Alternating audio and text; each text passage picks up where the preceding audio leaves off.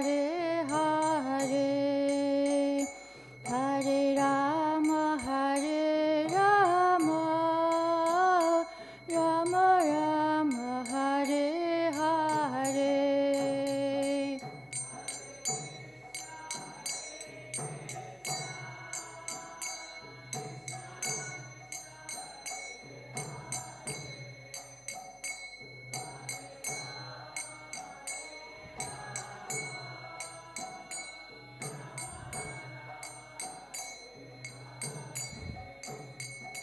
Hare Krishna,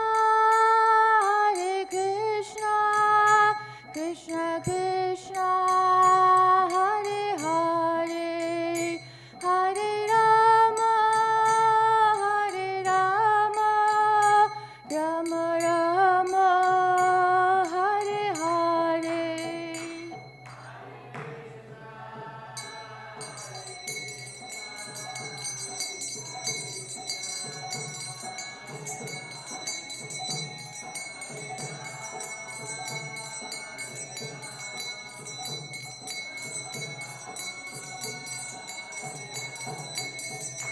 Hare Krishna,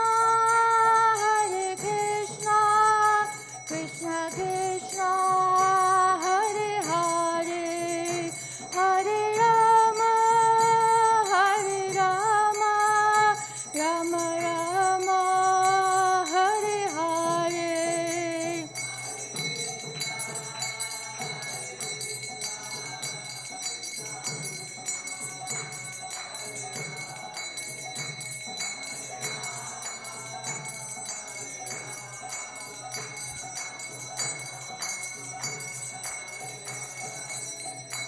Hare Krishna, Krishna Krishna, Hare Hare, Hare Rama, Rama Rama, Hare Hare.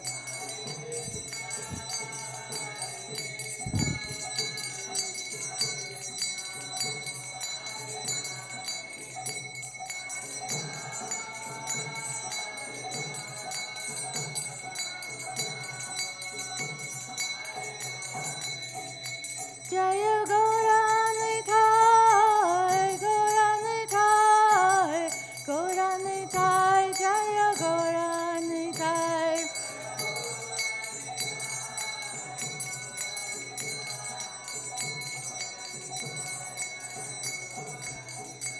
Nitai Gaura Haribo,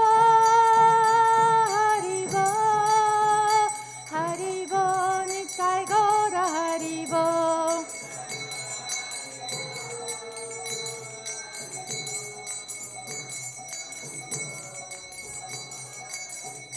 Jaya Radha Madhava, Radha Madhava, Radhe.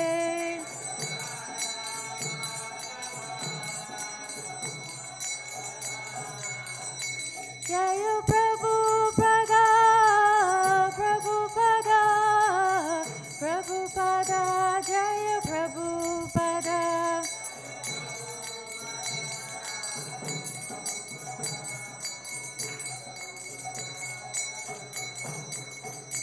Jai Jai Prabhupada,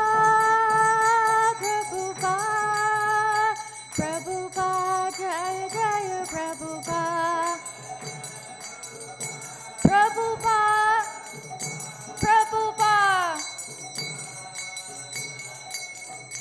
Jaya Guru Deva,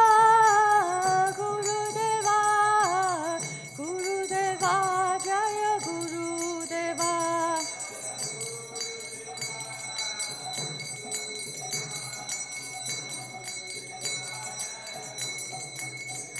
Jai Jai Gurudev, Gurudev, Jai Jai Gurudev. Gurudev.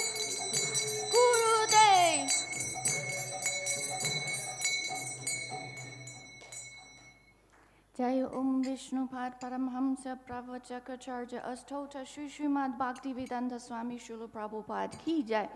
Ananta Koti Vaishnava Vrinda Ki Jai. ISKCON Founder Charger, His Divine Grace, A.C. Bhaktivedanta Swami Srila Prabhupada Ki Jai. BBT Founder Charger, His Divine Grace, A.C. Bhaktivedanta Swami Srila Prabhupada Ki Jai. Namacharya Srila Haridas Thakur Ki Jai. Primshika Shri Kṛṣṇa Chaitanya Prabhu Nityananda Shri Advaita Gadadhar Shivasadi Gaura Bhakta Vrinda Ki Jai. Shri Shri Radha Krishna Go Gopinath Radha Kun Shama Kun Giri Govardhan Ki Jai. Shri Vrindavan Dham Ki Jai. Shri Navdev Dham Ki Jai. Shri Mayapur Dham Ki Jai. Ganga Mai Ki Jai. Yamuna Mai Ki Jai. Tulasi Devi Ki Jai. Bhakti Devi Ki Jai. Samaveda Bhakta Vrinda Ki Jai. Harinam Sankirtan Ki Jai. Sankirtan Yagya Ki Jai. Burhat Mridanga Ki Jai. Gaura Pramanande Hare Hare Bo. All glories to the assembled devotees, Hare Krishna. All glories to the assembled devotees, Hare Krishna. All glories to the assembled devotees, Hare Krishna. All glories to Sri Sri Guru and Gauranga. All glories to Srila Prabhupada Ki Jai. Om Jnana Timirandasya Jnananjana Shalakaya Chakshurmilitam Yena Tasmai Shri Gurave Namaha. Shri Chaitanya Manopistam Sthapitam Yena Bhutale Swayam Rupa Kadamahyam Dadati Swapadantikam. Vandeham Shri Guru Shri Yuta Padakamalam.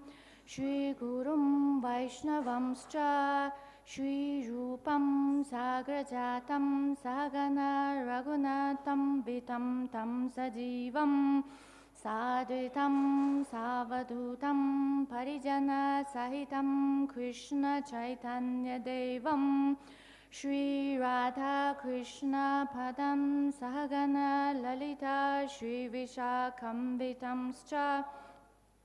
Hey Krishna Karuna Sindhu Dinabandhu Jagatpate Gopesha Gopika Kanta Radha Kanta Namostute Tapta Kanchana Gaurangi Radhe Vrindavaneshware Vishabhanu Sute Deve Pranamami Hare Priye. Vancha kalpatarubhyascha kripa sindhubhyeva cha patitanam pavanebhyo vaishnavebhyo namo namaha. Jai Shri Krishna Chaitanya Prabhu Nityananda Shri Advaita Gadadhar Shrivasadi Gaura Bhakta Vrinda. Hare Krishna, Krishna Krishna, Hare Hare, Hare Rama, Rama Rama, Hare Hare.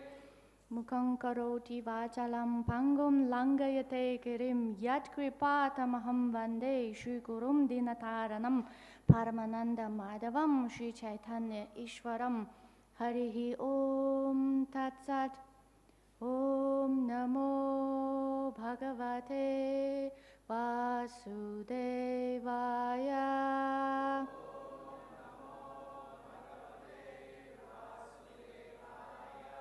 Om Namo Bhagavate Vasudevaya.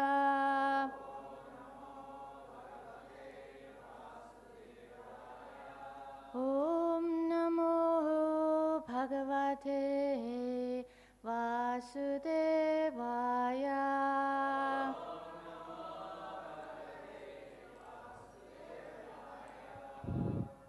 Welcome everyone to today's ecstatic class of Srimad Bhagavatam. Hereby, first of all, I would like to ask for blessings to properly glorify the knowledge about Kṛṣṇa. So today we are going to read Canto 3, Chapter 2, chapter named Remembrance of Lord Kṛṣṇa, Shloka number 22. Please repeat after me. Tasya kaiṅkaryam alaṁ bhṛtān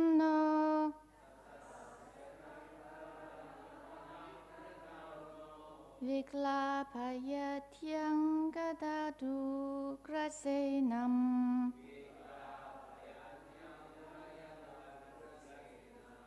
tiṣṭhan niṣaṇṇaṁ parameṣṭhi-dhiṣṇye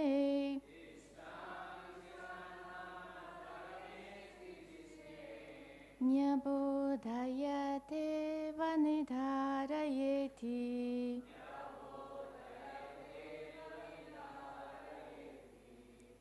tasya kaiṅkaryam alaṁ bhṛtān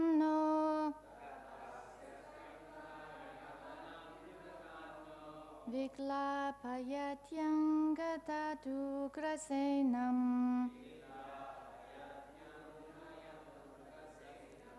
tiṣṭhan niṣaṇṇaṁ parameṣṭhi-dhiṣṇye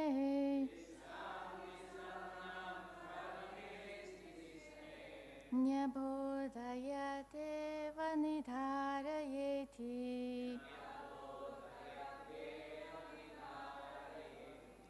tasya kaiṅkaryam alaṁ bhṛtān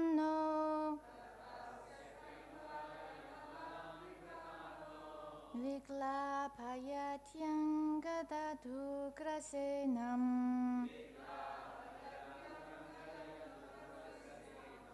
tiṣṭhan niṣaṇṇaṁ parameṣṭhi-dhiṣṇye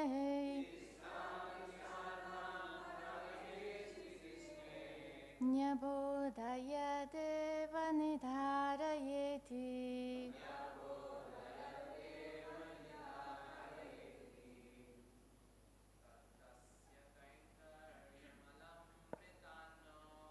tasya kaiṅkaryam alaṁ bhṛtān viglāpayaty aṅga ugrasenam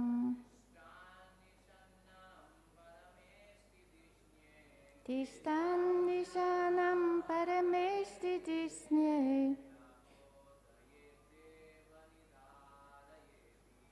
nyabodhayat deva nidhārayeti tasya kaiṅkaryam alaṁ bhṛtān viglāpayaty aṅga ugrasenam tiṣṭhan niṣaṇṇaṁ parameṣṭhi-dhiṣṇye nyabodhayat deva nidhārayeti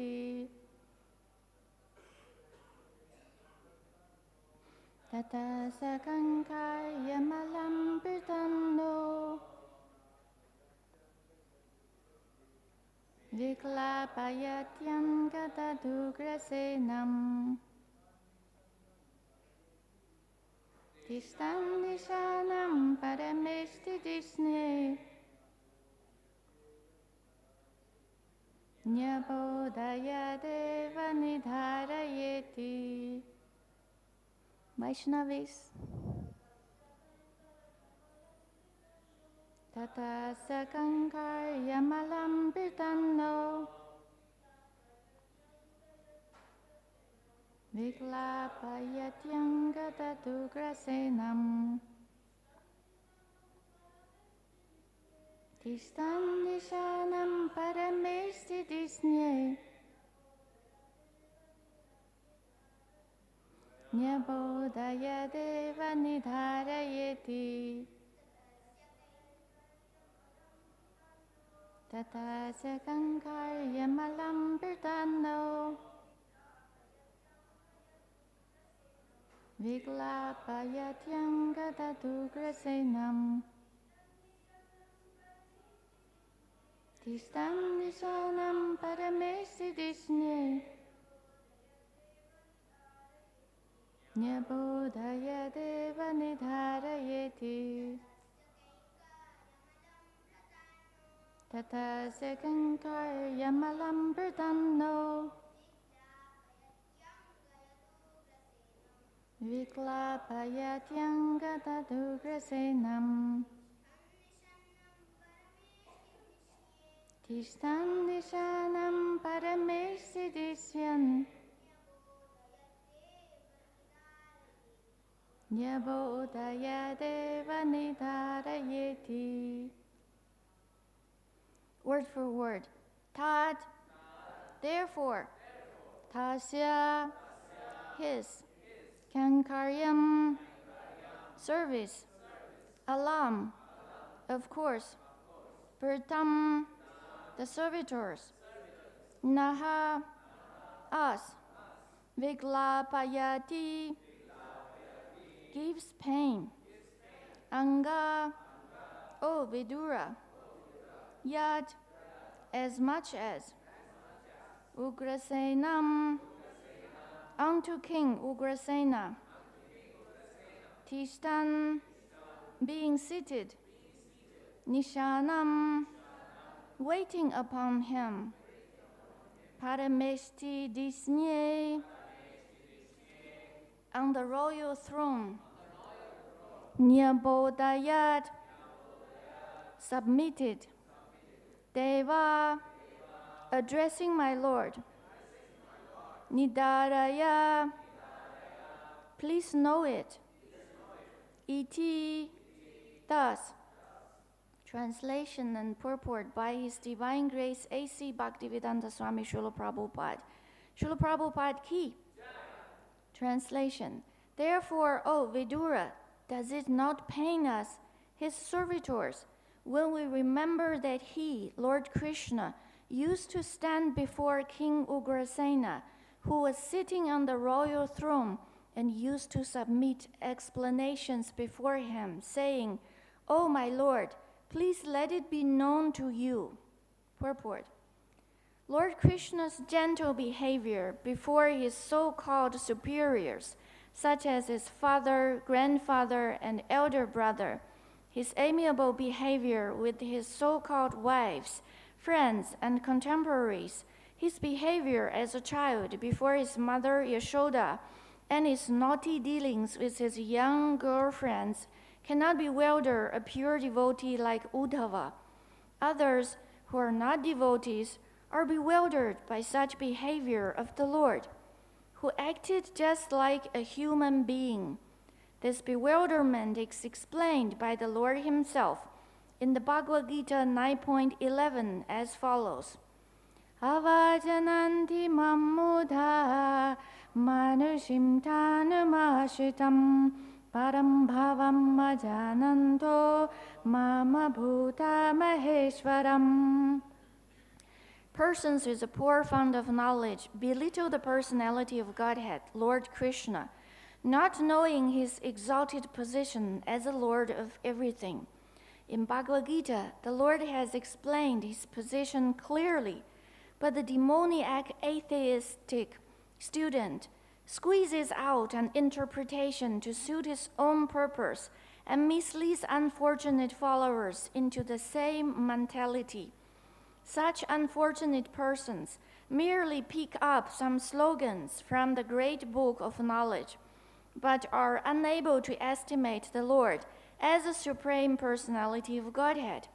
Pure devotees like Uddhava, however, are never misled by such atheistic opportunists. Hare Krishna.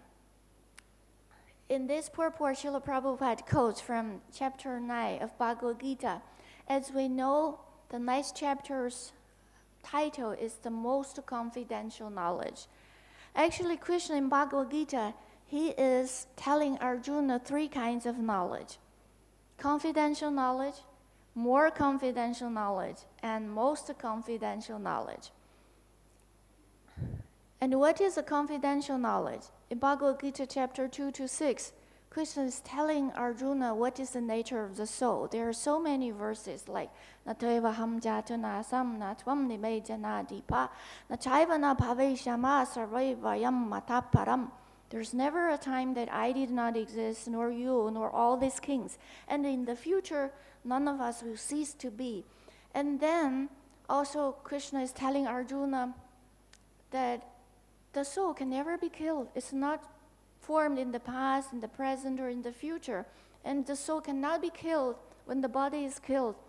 But that is only the basic of the confidential knowledge, the knowledge about the soul. And then in chapter 7, Kṛṣṇa is going to explain to Arjuna more confidential knowledge. As we know, the chapter 7 title is The Absolute Knowledge. What is that? At the beginning, actually Kṛṣṇa already told Arjuna in this chapter, if you know this knowledge, and there's nothing remains to be known, because this is very confidential knowledge. This is the knowledge about himself. So he said, Rasoham mapsu konteya, I am the taste of the water, I am the sun, I am the moon, I am the ability among men, I am this, I am that. But then in chapter 9, the title is The Most Confidential Knowledge. Kṛṣṇa already said in chapter 7 that if you know all this, because I'm going to tell you everything about myself, everything about this world, the phenomenal knowledge and numinous knowledge. So Prabhupada points out that Kṛṣṇa is going to tell Arjuna what is matter and what is the spirit behind the matter and what is the source of both of them. So if we know the source of everything, that means we have the knowledge of everything.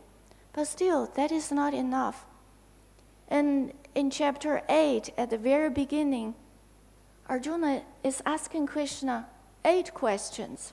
Arjuna is asking Kṛṣṇa that what is the self, what is Brahma, and what is karma, and what is Adhyatma, and what is Adibhuta, and what is Adideva, and what is Adiyagya, and how the Adiyaga is situated in the living entities, and how the devotees were engaged in their devotional service at the time of death. They can remember you. And in chapter 8, in the second verse, Kṛṣṇa, actually in the first and second, Arjuna asked these 8 questions. And then in verse 3 and 4, Kṛṣṇa answered 7 of them.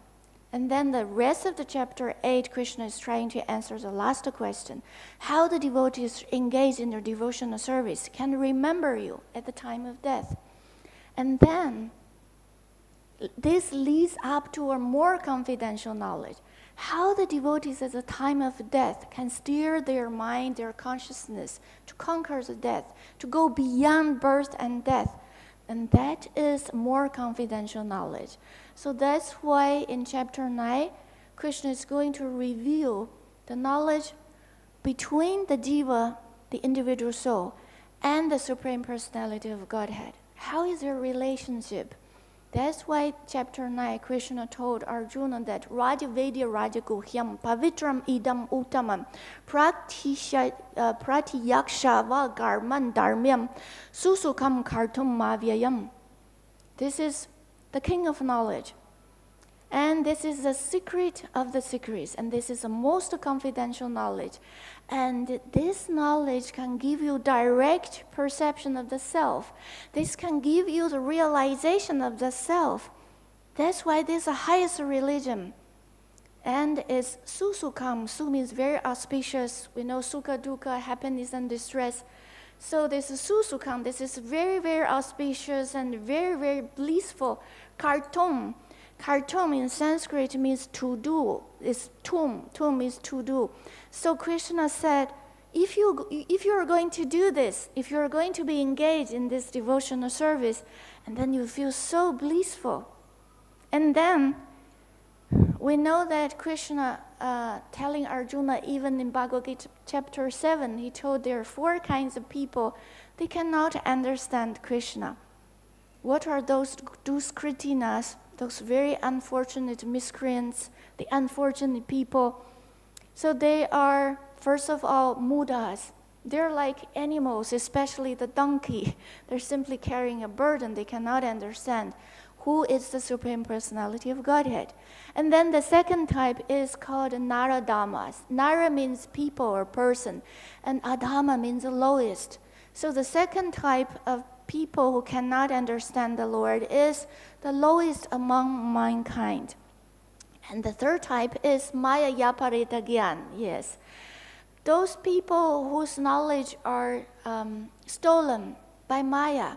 Maybe they're very scholarly, academically, very much achieved, but then they cannot understand Kṛṣṇa. Just like here in this 9:11, Kṛṣṇa said, Avajananti mam mudha. Avajananti. We can cut this word into three parts. First of all, jananti means to know. And ajananti means not to know. And avajananti means to know it wrongly. So these people, although they have a lot of academic knowledge, but they know Kṛṣṇa wrongly. They take out something from Bhagavad Gita and then they want to suit their own purposes, their own sense gratification.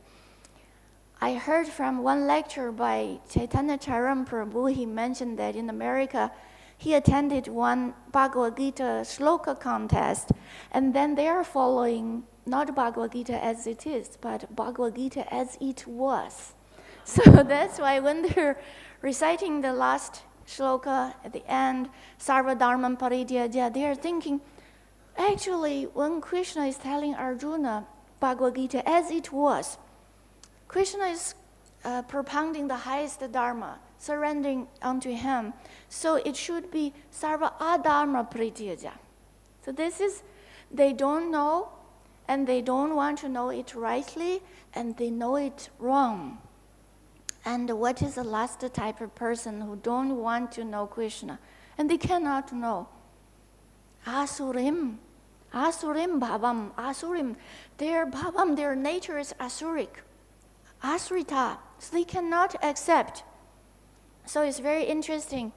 Srila Prabhupada in 1973, in June 30th, he's giving a Bhagavad Gita class on this verse, 9.11, in Calcutta. And he said something very, very interesting and astonishing. What he said?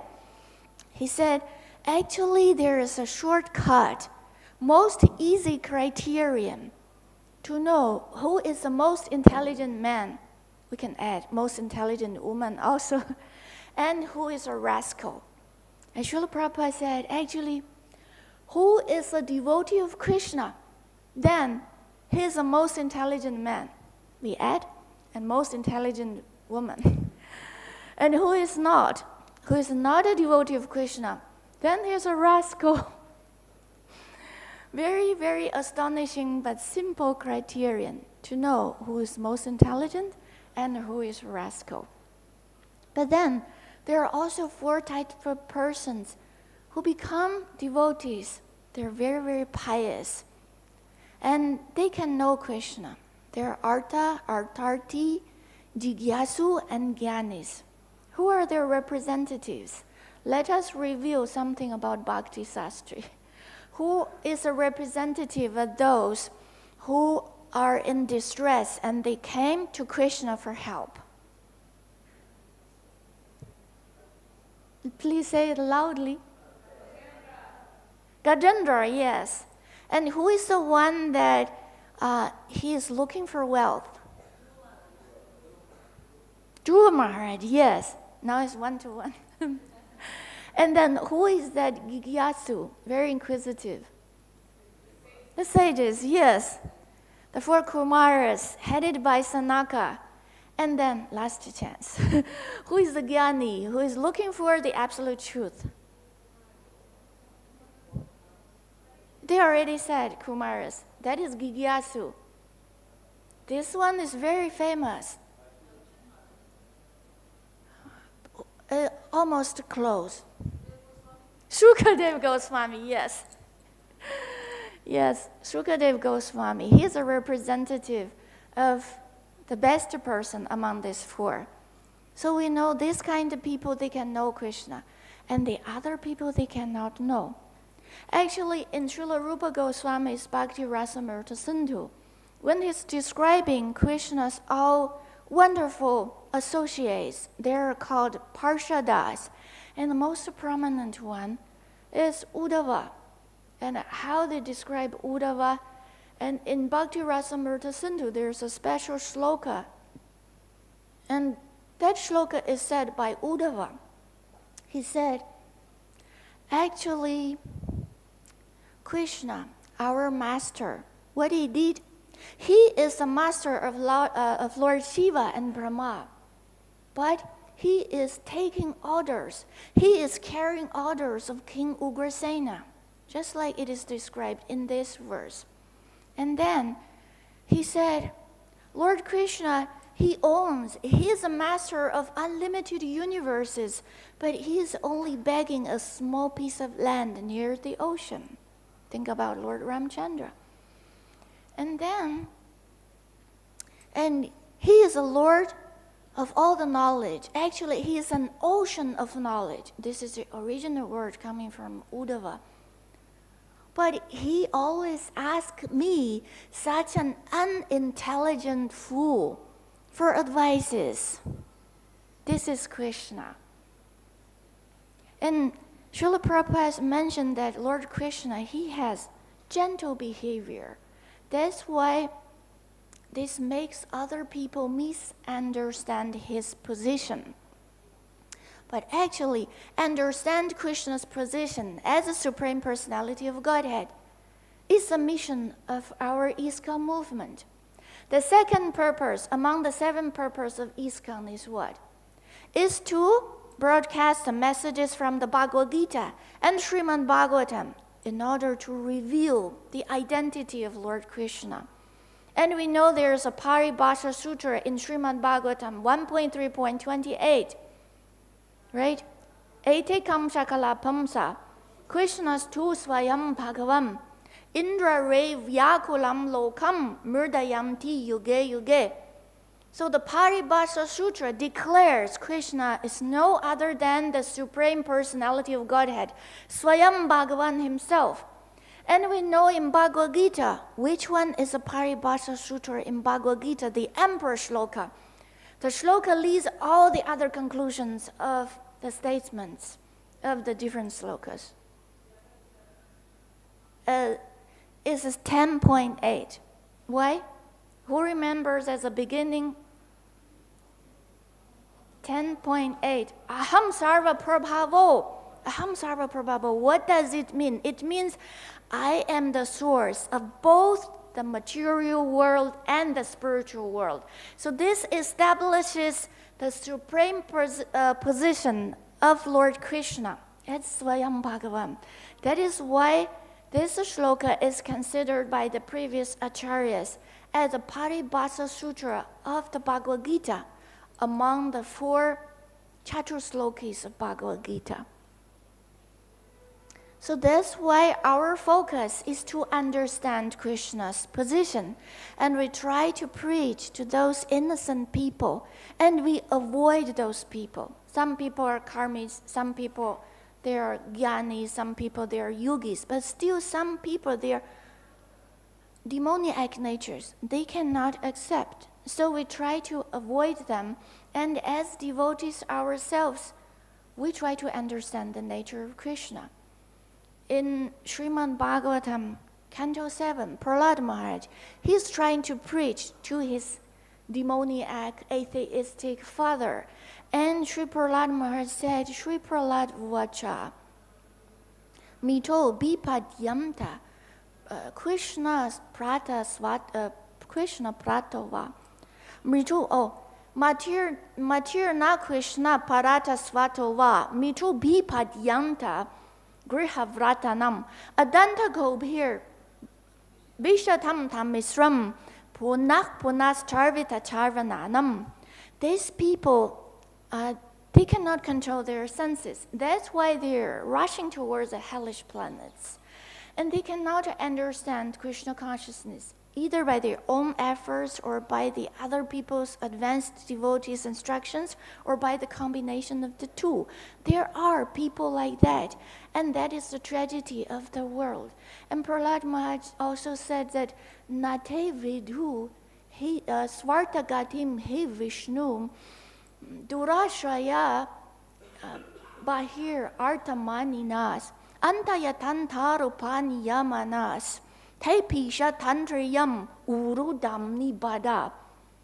Because there are some people, they themselves attached to their external sense gratification. And they also take and accept those who are similarly blind as their gurus or leaders. And they are also similarly attached to material enjoyments. And in this way, they're performing what? They're performing karmic activities, fruitive activities, and the ropes made by the fruitive activities are so strong, so they're tightly bound by these ropes, and the result is blind leading the blind. They all fell into a ditch, and then they are continuously suffering from the threefold burning miseries of this material world. And then, now we try to switch our vision to the devotee side. The devotees, we are very fortunate. We can learn the knowledge about Kṛṣṇa in the association of the Lord. This is very important, because in order to learn the knowledge about Kṛṣṇa, we cannot get it by academic achievements. Also, we cannot get it by our mental speculations. We can only get it by studying among the devotees. This is also Srila Prabhupada's instructions to us. And especially if you go home and you look at the purport of chapter 8, the last shloka, and Prabhupada mentioned that if we have the good fortune to learn the Bhagavad Gita, especially the middle 6 chapters, that is the cream, the essence of the Bhagavad Gita, is talking about devotional service. If we have the good fortune to learn the 6 middle chapters in the association of the devotees, and then what would happen?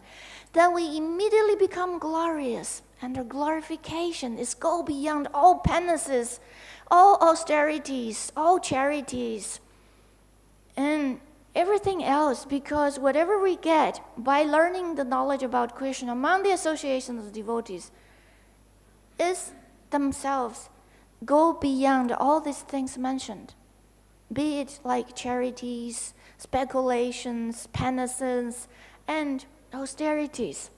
That is our good fortune. That's why the devotees see Lord Kṛṣṇa's behavior. They cry. Uddhava here said he feels pain. Why he feels pain? Because he has love. And how we understand that kind of love? In Srila Bhaktivinoda Thakur's Jaiva Dharma, there is a conversation between Haridas Babaji and Nityananda Babaji. And then they were discussing. So in that chapter, in that part, Haridas Babaji revealed to Nityananda Das Babaji that actually bhakti is real. Kṛṣṇa is also real. And the living entities, the deva being the eternal servant of Lord Kṛṣṇa, this is also real. But the devas, they are conditioned and being bound and living in this material world is also real. And so in order to understand bhakti, we need to understand the reality of bhakti. We also need to understand the humility, forgiveness, and compassion. And these 4 aspects is the 4 states of bhakti. And how we understand this, and Bhaktivinoda Thakur further points out that the tender feeling we have for Lord Kṛṣṇa, this is called bhakti.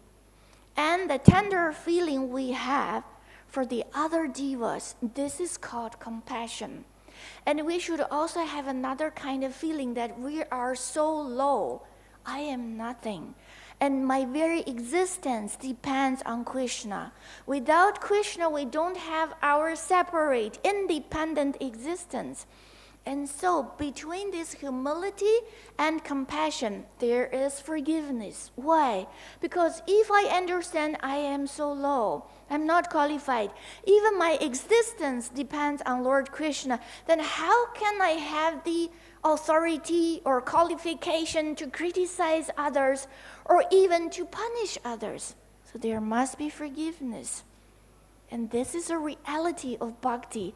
And by practicing the different aṅgas, the 9 different aṅgas bhakti, we want to cultivate these very tender feelings. And then let us review how Kṛṣṇa is gently dealing with his different devotees, because we want to finish today's discussion in a very sweet tune. We finish in a sweet ending. So Kṛṣṇa, his gentle behavior towards his so-called superiors, like his father. We remember there's a very famous BBT painting that Kṛṣṇa is carrying the shoes of his father. He's not carrying the shoes for his father. He's also carrying the cow dungs for the gopis. And the gopis, they said, "Oh, Kṛṣṇa, please also work for us. When you carry a few pieces of cow dung, put it in your small basket. And when you finish from here to here, then we will give you one laddu." We think about laddu because yesterday it was Subhaga Maharaj, 84th Vyasa Puja, and the devotees there lovingly made a 200 kgs of super big laddu. Enough for everyone.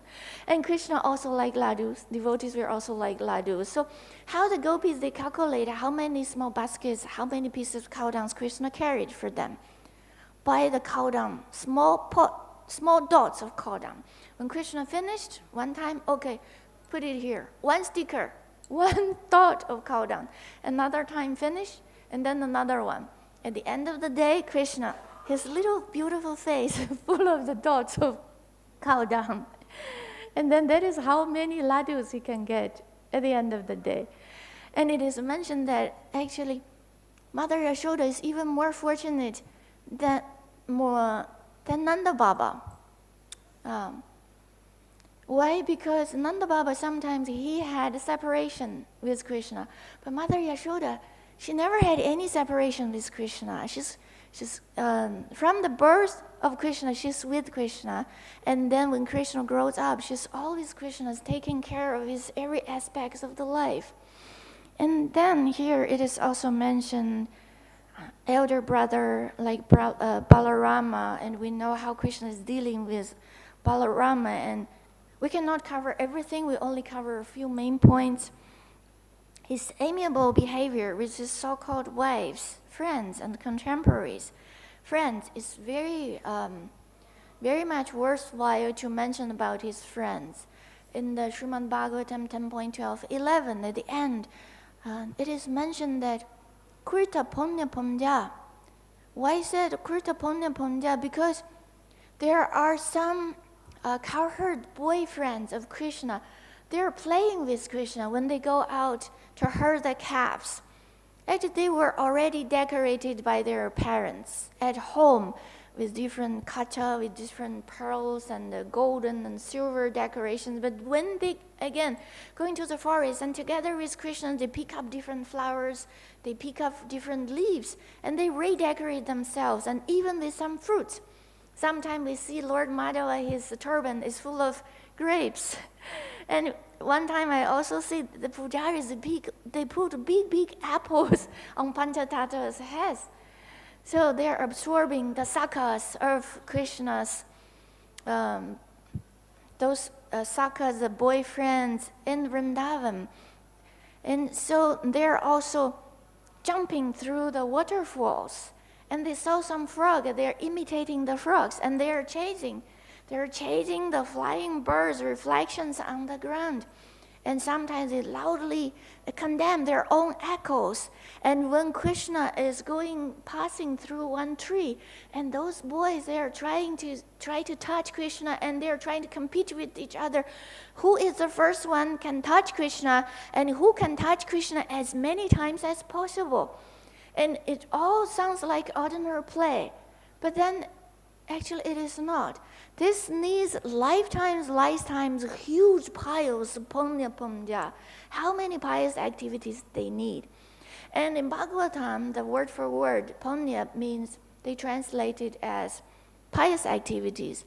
But in Srila Rupa Goswami's Bhakti Rasamrita Sindhu, he is quoting from Vaishnava Toshani's commentary, and he said punya means pleasing. Punya punya means pleasing activities. So that means all these gopas, how many pleasing activities they did to please Kṛṣṇa so much so that Kṛṣṇa is bestowing them the most merciful pastimes of playing with him together.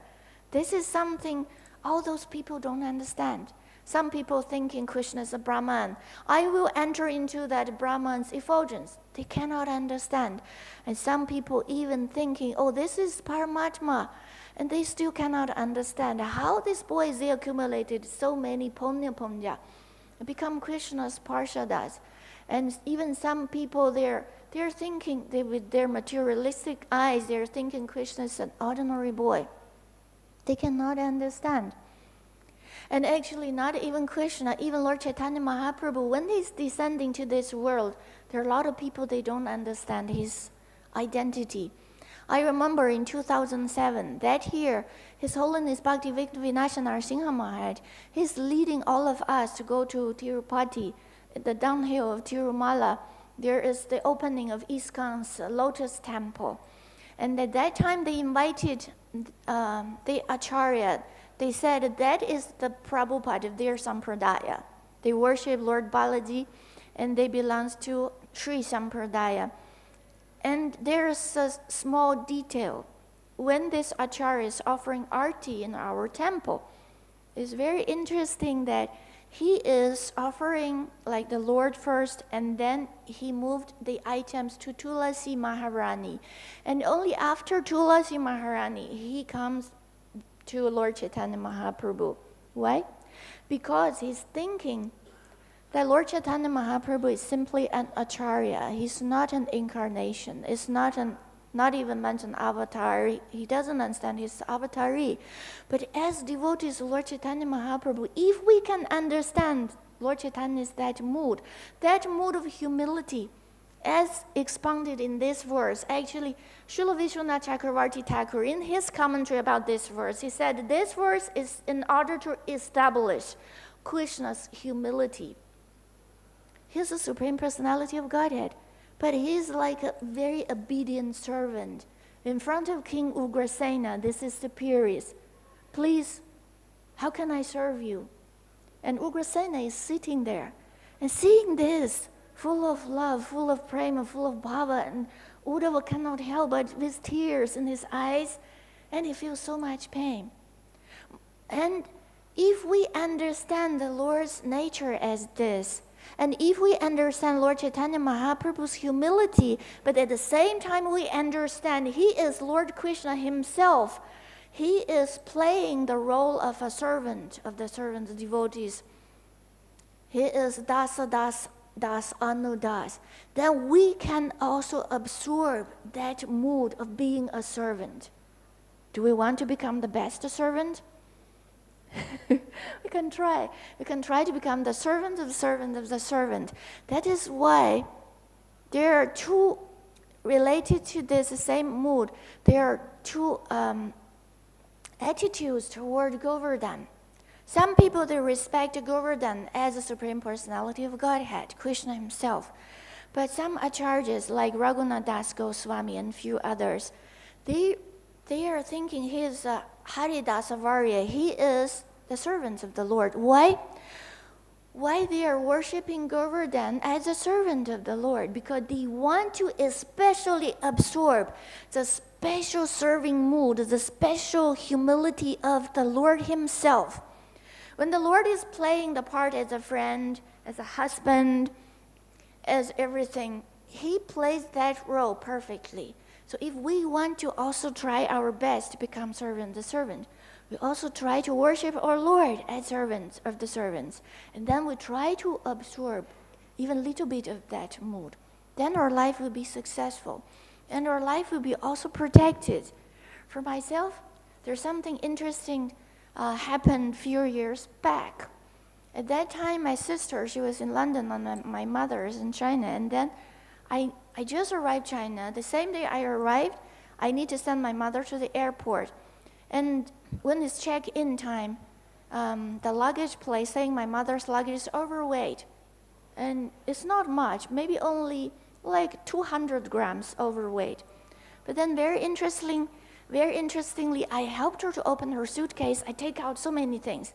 And she is trying to grab, oh, this is for her sister, the sweets. I said, no, don't worry. Take out the sweets for my sister. Take out the sweets for her son.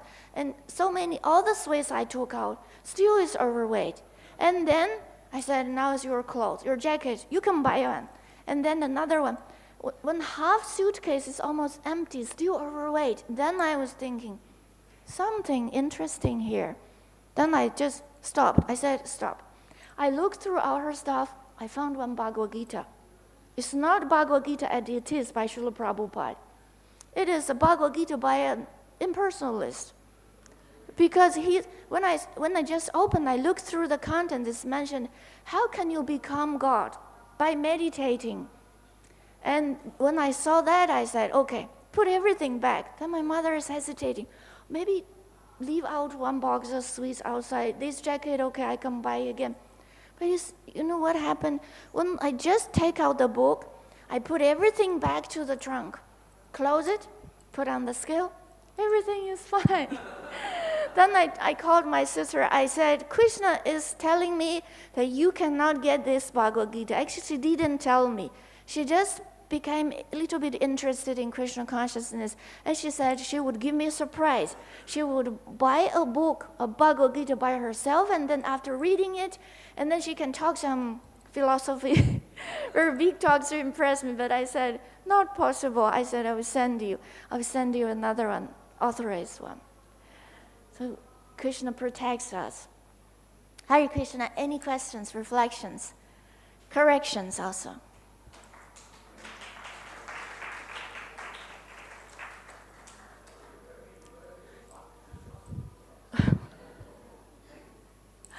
Thank you, Rameshwar Prabhuji, for your blessings. I wanted to share one Prabhupada pastime that this text reminds me of. When we were dealing with Srila Prabhupada, he was the authority. He was the instructing guru, and anything he said, we were just feeling all the time, we know nothing, we'll do whatever he says, we'll absorb what he says. That was always our mood every time we were with Srila Prabhupada. So I was very surprised to see once, actually twice, Prabhupada exhibiting this very gentle behavior that this text is describing that Kṛṣṇa exhibits. When Srila Prabhupada conceived of a company that would publish his books and sell them, he thought that everything would be under one roof. It didn't work out that way. So the ISKCON Press, the pre-production was on the East Coast, and the publishing, warehousing, and sales are on the West Coast of America. Anyway, there came a time when Prabhupada wanted to move the entire ISKCON Press from the East Coast to the West Coast and bring it all under one roof. And he asked me to travel with him to New York. Now, he could have gone there and just instructed, and of course, everyone would have packed up and left. But he said to me, let us go there, present this idea to the 45 ISKCON Press devotees, and see what they think. See if they like the idea. Maybe they'll do it. So Prabhupada flew in December of 1974, presented this idea to these devotees who had never been to California. They were all East Coast, either brahmacharis or grihastas with children. And he was so humble and gentle. It wasn't like he was instructing. He was asking his own disciples, what do you think of this? Now, of course, it's coming from Prabhupada, so whatever he suggested is, of course, they did it. So they said yes. So then Prabhupada said to all of them, thank you. Now, this is December, so in February, we're having our meetings in Mayapur with the GBC. I will ask all of them what they think of this idea. And he did the same thing again to his GBC that are always sitting, waiting to be instructed.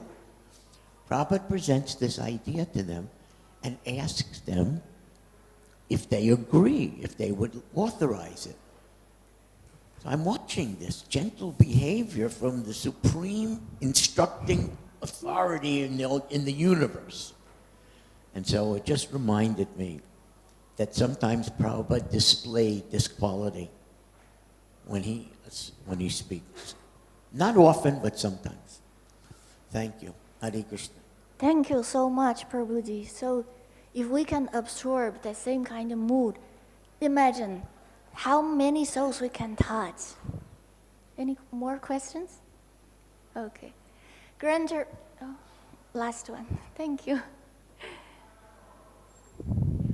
Thank you, Mataji, for a very nice class. You mentioned in the class about forgiveness, with humility and compassion, one must develop forgiveness. I was just thinking about many of the children in our movement who have been terribly traumatized. How can we tell them to forgive? Or how can we help them to forgive? If you can shed some light on this. Hare Krishna, thank you so much. Whatever your question is reminds me of a letter Srila Prabhupada wrote. That was 1967, when he went to America and they came back to India and stayed in Calcutta. It was written on November 15th in Calcutta. This letter is to Brahmananda. That time in America something happened about Kirtananda. That time the Kirtananda, Prabhupada has mentioned his name like that. Actually, some face shaking before he was donating everything. He had some picture or something, and then they took everything away. And then Brahmananda did something like very strong. So Prabhupada in this letter especially give us the real definition of humility. He said, sometimes we're very tolerant, we're forgiving, but in some cases it's not. Whatever you did is right. Sometimes we have to be strong.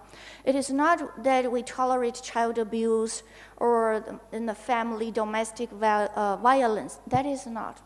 We are Krishna consciousness devotees. We have the perfect knowledge. The perfect knowledge means we have the best ability of discrimination. We know when it's time to do. Like in Bhagavad Gita, Krishna told Arjuna, now it's time for you to fight. It's not time for forgiving. So at that time, we seek for even legal procedure. We seek for all the help we need, and we can. Thank you. Hare Krishna. Thank you. Grantara Srimad Bhagavatam ki jai. Go to Pramanande. Hari Hari Bo. Hare Krishna.